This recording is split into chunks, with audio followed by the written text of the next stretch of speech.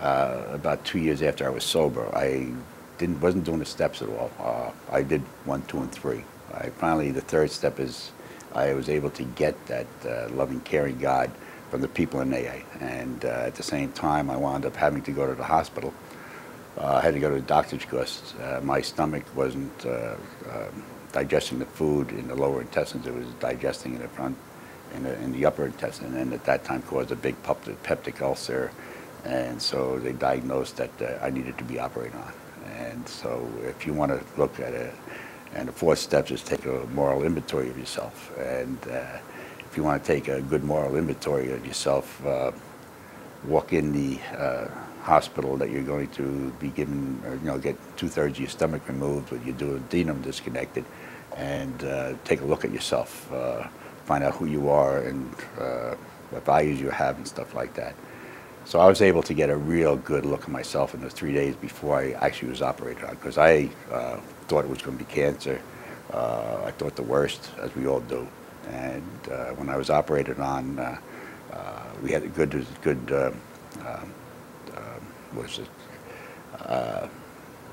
My wife was pregnant with our next child, and she was born in November, and I was going in to be operated on in April. So it was a good thing. And so it turns out that I didn't have cancer. I wound up having 2/3 of my stomach removed and my duodenum disconnected, and it's been good ever since.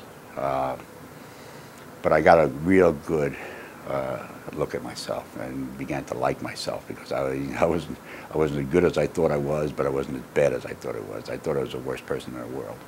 And so at that time, I was able to do the fifth step with a group of people that knew me already, because we used to go to diners after meetings, and we used to be, can you top this? It was a fun time. Can you top us also? Yeah, well, like for example, one guy. See, I didn't trust a lot of people. I didn't trust you because again, but when we got down to the diners and stuff like that, and one guy, like my sponsor, would share the time he stole the fire truck, and then I shared with him when I sold the kind of truck, and so various other things. So it was little things I used to drop out on people for the first 2 years, and I never told anybody anything direct. Just what we used to do. But they say something. Well, I did that. I did that. And by the time I really took a look at myself and identified all those things I had shared with other people earlier, I said, it's amazing that most of my life I had told to a group of these people that we used to meet all the time. So in essence, the fifth step wasn't a bad thing, because, hey, everybody knew. So it wasn't frightening for me to share something of my life with these people. And it made me comfortable. So all my past has been really dealt with. So if anybody asked me or try to present that to me, I would not feel guilty of it. Why should I? Because I got rid of that. It's there. It's solid in place. But I'm not going to deny it. I don't have to deny it.